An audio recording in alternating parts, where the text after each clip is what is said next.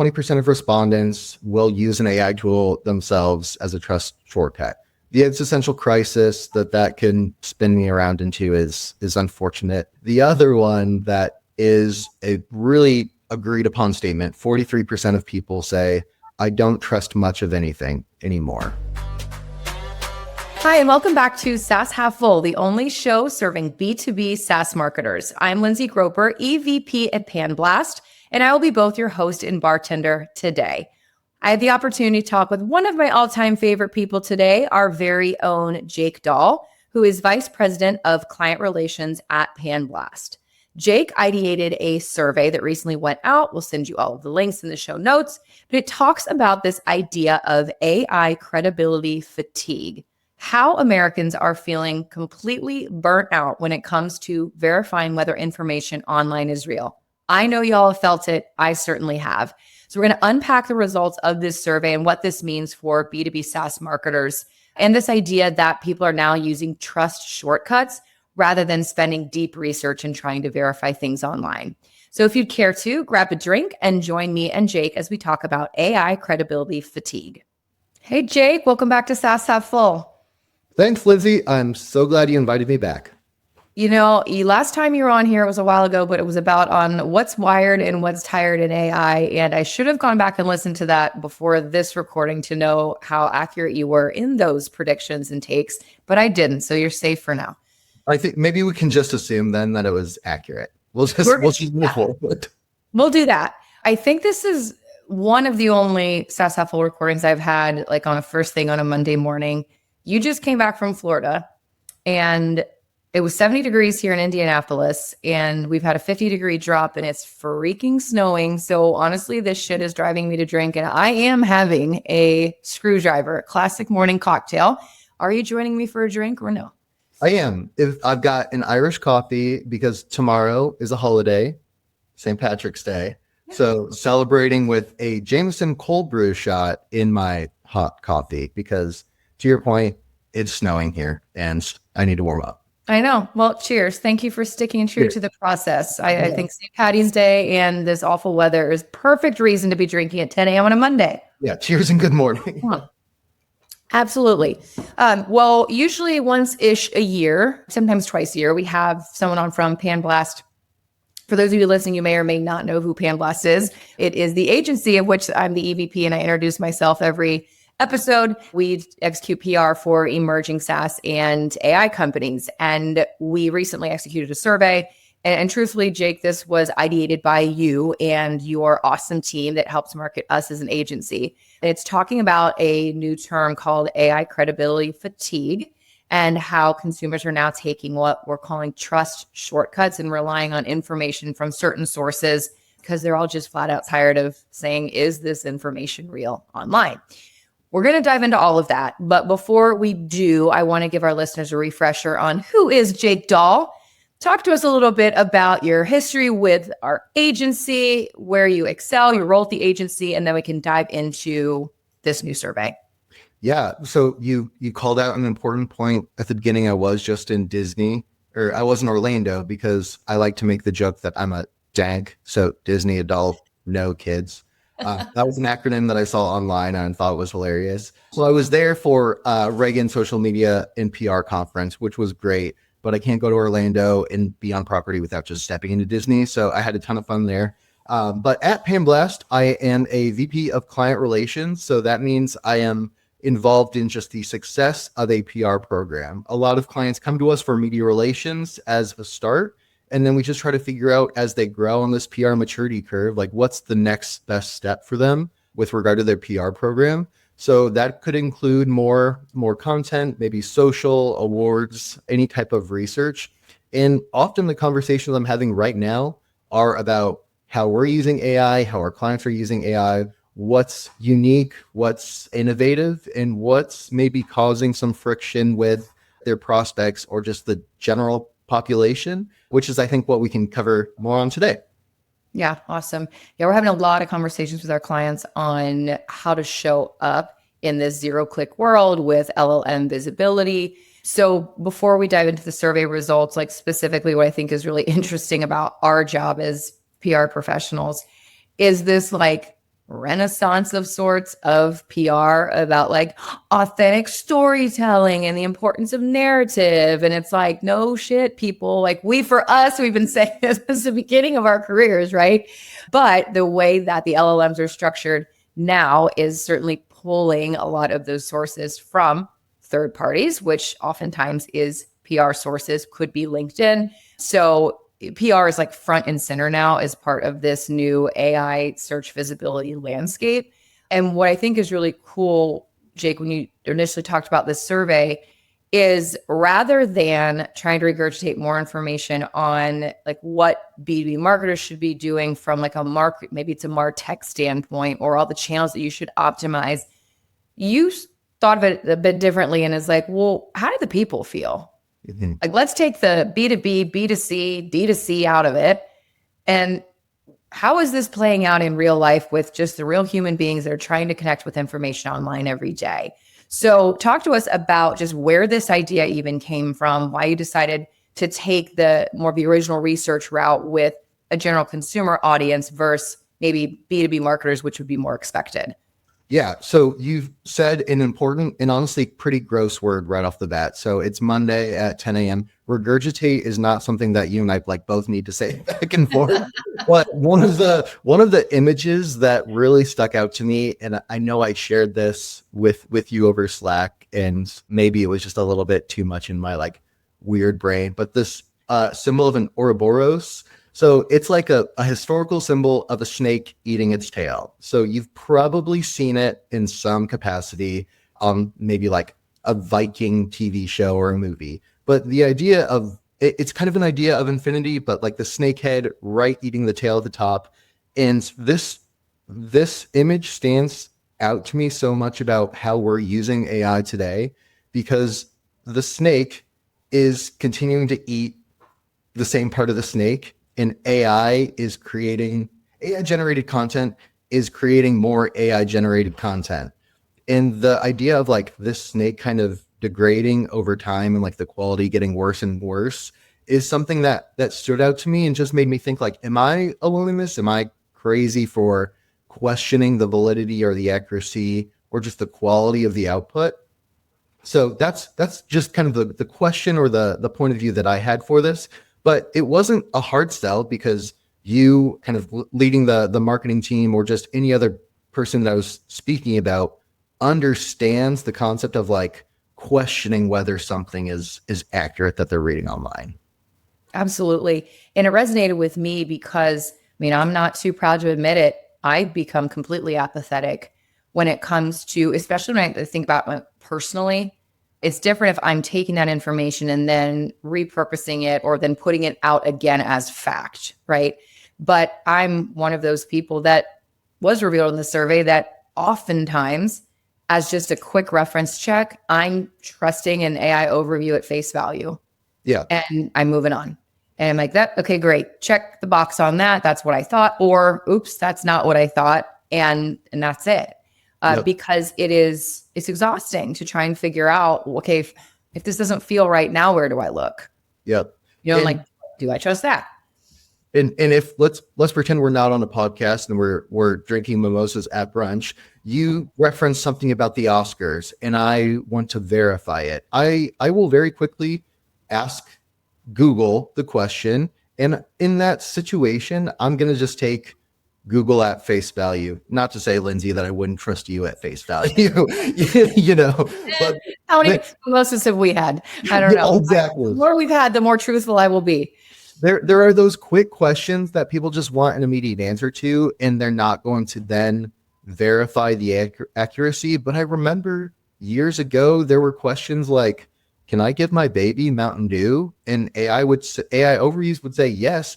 But no, the answer is no, you cannot do that. So the quick answer is one situation here, but when you really want to learn and educate yourself on a technical topic, you've got to verify with an additional trust shortcut. Right. So in this survey, surveyed 1,000 consumers. So these are not B2B marketing leaders. There was not qualification. It's just in the USA, how do we feel about this? Yep. And in the survey, one of the things that really came through is you introduced this idea of AI credibility fatigue. So unpack this term for us and what you uncovered. Yeah, and I can call out that with PANBlast, I don't need to explain this to you, but we do market research for our clients. So we've got a great partner in Dynata that will help us reach both ICP, like specific targeted audiences, or a general population kind of representative sample. And for this type of feeling that we were trying to kind of quantify, we thought it made sense to go wide swath of America, multi-generational, different types of like work and life experience, and just get a better understanding of how the everyday person is navigating this kind of complex and often inaccurate environment. We could absolutely run this for the B2B marketers with our market research, but just to get that larger high level view, we wanted to go more like 1,000 standard US adults. The point on AI credibility fatigue is what we wanted to uncover with like a specific and fresh perspective. Like credibility fatigue is something that we had Googled prior and it existed online. There were articles about it, but AI credibility fatigue, that feeling of when you look at an AI overview and you think, oh man, I don't think this is true. Then what? What do you do at that juncture? Do you say, I'm just going to assume that this is inaccurate and I'm either going to say, hey, AI overview says this. I don't know if it's true, but here you go. Or do you then need to go and take that trust shortcut to say, AI overview says this, but I'm going to go to Wikipedia because I trust them more. So the fatigue of what's in front of you and questioning it, and then saying, how do I double check or verify is the trust shortcut. And Wikipedia is something that people do go to as a verification source. Yeah. And what I found interesting and a bit of a juxtaposition on the survey results was that despite the fact that literally, you can tell what the exact stat was, but maybe it's 2/3 of Americans are literally just say like, I'm tired of having to verify and do all of this. Despite that and this growing sense of mistrust in the data that's presented to them, they're just so tired that they've become apathetic. Yeah. And they're instead just saying, you know what, I don't trust it, and but I'm tired of verifying it. So instead, I have certain things that I'm going to trust from certain sources. And that is, your Wikipedia example was one, which is brand familiarity. So it's like, okay, I don't know if I trust this first result, but it's coming from a brand that I've heard of before. And that to me gives inherent trust. So I'm just going to take that at face value. Or it looks like that this specific company that I was researching has a lot of reviews. You know what? Fine. That's going to work for me. Yep. So they're very much tired and know that the information isn't likely trustworthy, but they're just turning to these trust shortcuts. So when you look at the sources that people are most turning to say, okay, may not be true, but I'm going to trust these 3 or 4 areas to get my information, what did it uncover? I will say one of the most surprising stats for me specifically was people will actually use AI as their own trust verification shortcut. And that's when I think we get back to that idea of an Ouroboros, like AI overview via Google may or may not be accurate. But then someone goes to ChatGPT. There's a small subset of people, about 20%, that will then go to ChatGPT and verify it there. And for me, that's a lot of red flags. Like, nope, it could both be inaccurate. So that's something that I think as a society we got to figure out. But when I do look at those legitimate trust shortcuts that people will opt for that are kind of outside of the AI guidelines themselves, brands people recognize. And this honestly, like, we can use PANBlast as an example here.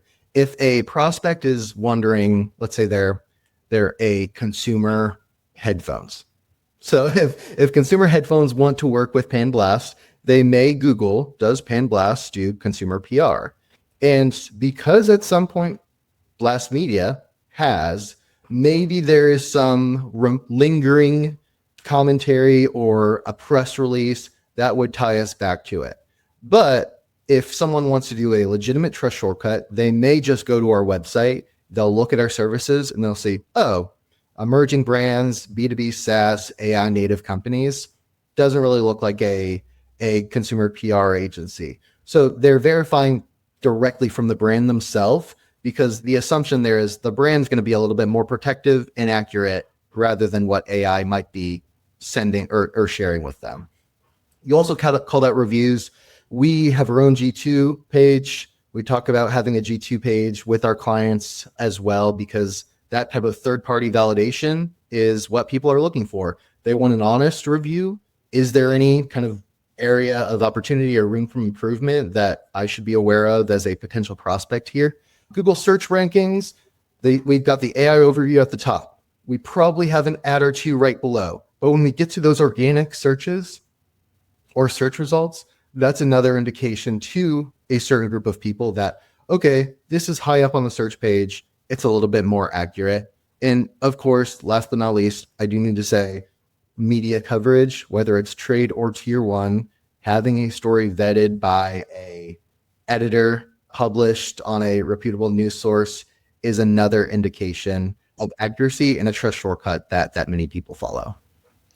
The research showed that brand trust was the number one area that people look to for trust shortcut is I trust information from brands that I've heard of. If you're an earlier stage company, whether that is more of an emerging B2B SaaS company, or maybe you're an emerging AI, native AI brand that's really just getting started. I mean, there's not historical brand credibility or brand authority for companies like that. What are some of the fastest ways that those types of companies can build this brand familiarity in today's environment? Yeah, I referenced the PR maturity curve earlier in this discussion. We've got a blog about what that looks like, kind of every step up a company can take to expand and improve their PR program. But if we Google your company and your brand and there's nothing there, there's a few quick ways that I think a client or a prospect could get some visibility. One of them is an announcement. Not every type of PR program is going to be announcement heavy. That's totally fine. We have plenty of successful PR programs that are based in thought leadership expertise outside of news. But if you are launching a new company, launching a product, you've got a new hire, using a tool like PR Newswire or one of the Dive publications, marketing Dive is where we shared our research, and having that extra published piece outside of your own website will enhance visibility. It'll help you show up on search results, and then share about that on LinkedIn. The amount of people that I go on to their profile, and they don't have a picture, they don't have a banner, their about me is nothing, or it's wrong after years, is to me another indication that, like, I don't think this is a real company. So having news and having a built out profile on something like LinkedIn are two great places to start, in my opinion. What about some of the other formats? I think about, obviously earned media is difficult to get, but it's something that every company should have a strategy around and try, because that's being certainly indexed in the LLMs and in search. But what about places like Substack, Reddit, Medium, creating a YouTube channel? How does all of that come into like brand familiarity? Yeah, from the Reagan Social Media Conference that I was just attending, YouTube is huge, and specifically YouTube for edutainment. So I'm not just slurring because I've had a shot of cold brew here. Education and entertainment, edutainment is big on YouTube, and you and I, Lindsay, we talk about short form video as a great way to capture attention, just kind of like be that screen break for people scrolling, but long form video. So the other side of the pendulum swing here of like 30+ minute videos to explain a technical subject, like do the how to, is what people go to YouTube for. When I am invited to a friend's board game night and they say, oh, learn how to play this board game, I'm overwhelmed. In the moment, I'm not going to pay attention. I'm going to be panicked. I want to be cool and fun. But I go to YouTube and I look up the 30-minute video of how to play this complex board game.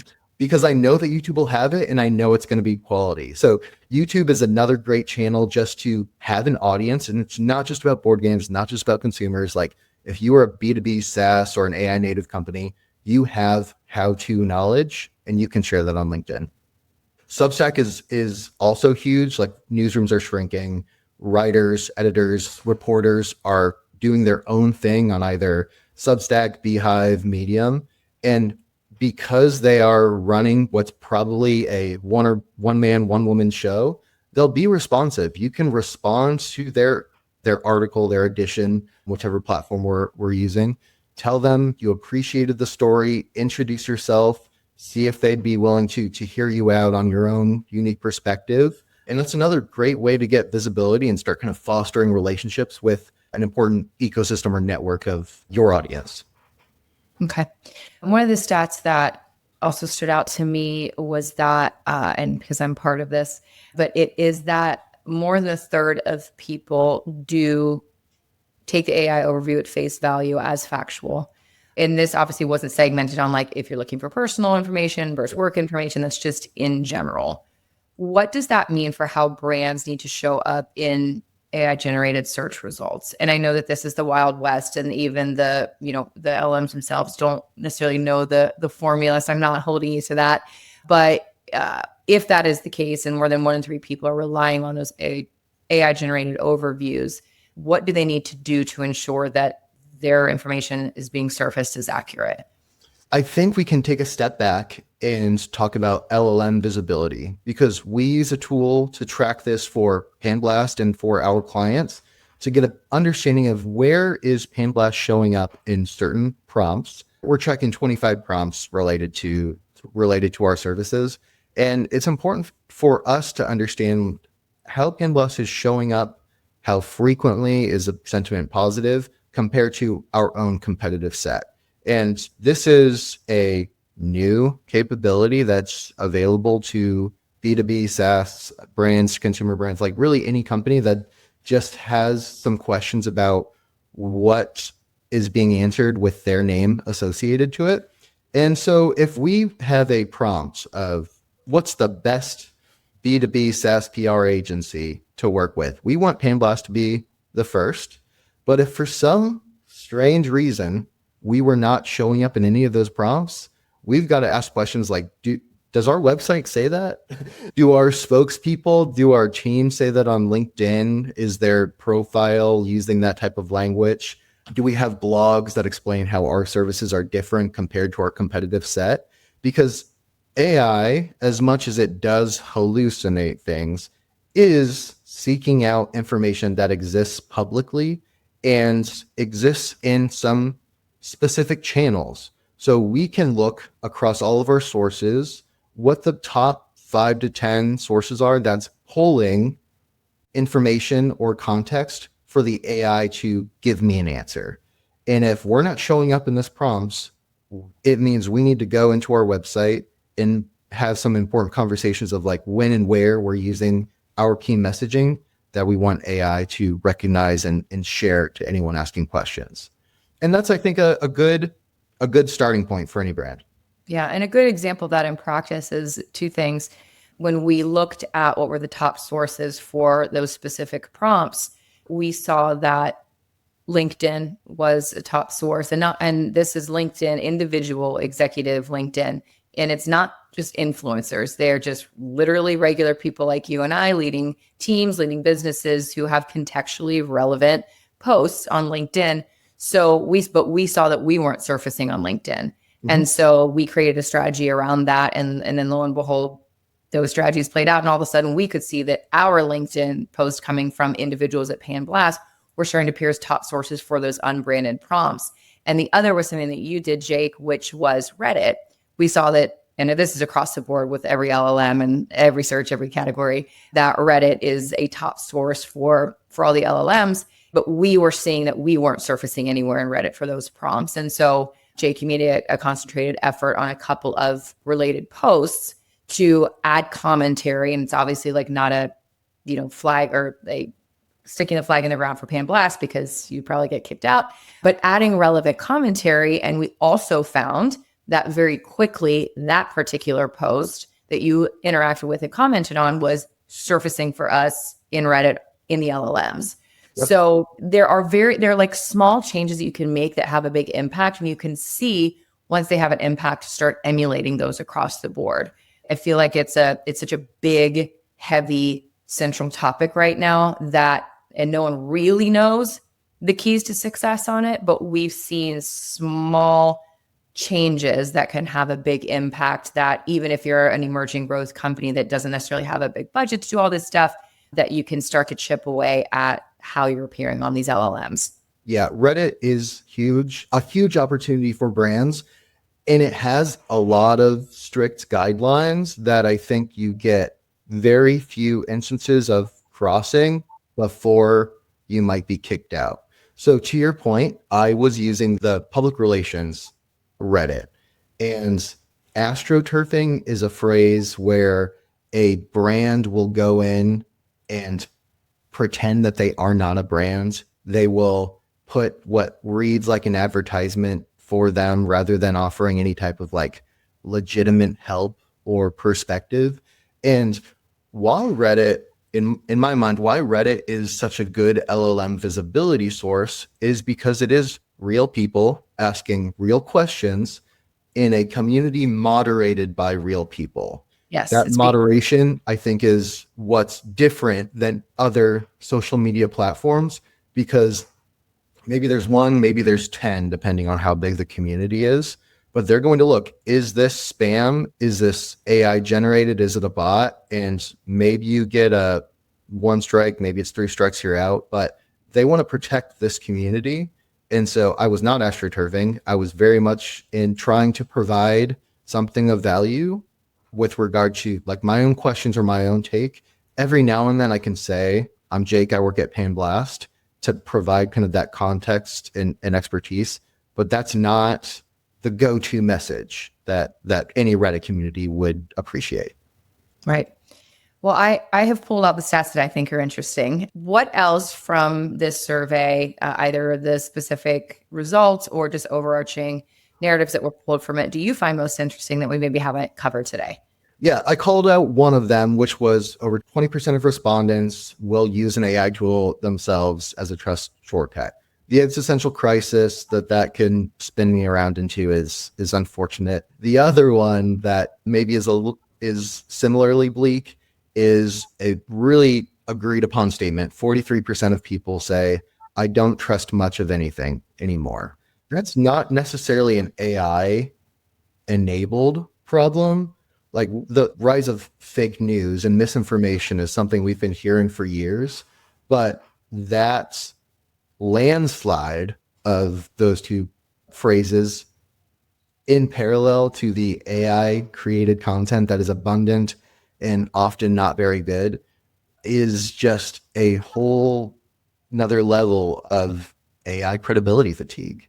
And as a PR professional and working at PANBlast, I think I can speak for everyone to say that we have options to think of, is what we're doing going to enable more AI credibility fatigue? Or are we actually providing a legitimate trust shortcut that makes information more accurate and clearer for anyone reading or listening to it?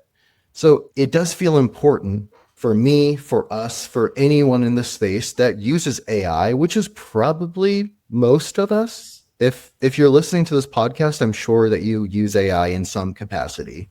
And it is certainly easy to go to ChatGPT and say, I need a blog post, I need a crisis comms playbook, I need a press release, and get it out the door as quickly as possible. But that is not helpful for you and I would say in this case, society at large. And figuring out a way to like decrease that number of I don't trust much of anything anymore, I think is revitalizing for me and for our industry. Yeah, I would agree. If people want to go look at the survey results in its entirety, where do they go? And then where can they find you? Yeah, so we've got a press release with our initial findings on the website. If you want to dig a little bit deeper, We have a full ebook. So panblastpr.com, you'll see both of these in kind of our insights and resources pages. You can take the quick look or the ebook, download it. It's about 8 pages worth of information and takeaways for you. I also very frequently ramble on LinkedIn. So if you are interested in the musings that I have when I am laying in bed at night thinking of all the ways that AI is changing my day-to-day in our industry, would love to connect, talk about this. Maybe we can have an existential crisis together. Maybe we can figure out a solution, but you can find me on LinkedIn at Jake Dahl. Love it. I enjoy following you, Jake. I don't think they're random ramblings. I love them. Well, I'm going to finish my drink because I'm looking out my window and I'm not kidding when I tell you it's a whiteout. Like I can't see my street. And it's highly annoying right now. So I'm going to finish this. But to finish it, Jake, I ask my guests the same question at the end of every episode as if you have a signature or favorite toast to send us out. Ever since college, whenever I would do a type of cheers, I would always say to new beginnings, even if it was just us around a table going home. So I think it makes sense for today with AI, but cheers to new beginnings. To new beginnings. Thanks again to Jake for joining me on SaaS Half Full. Always a good conversation with him. If you'd like to see the full results of the survey, please look at the show notes. Hope you took a few things away and how to adjust your marketing strategies moving forward. We always appreciate the listen, and until next time, bottoms up.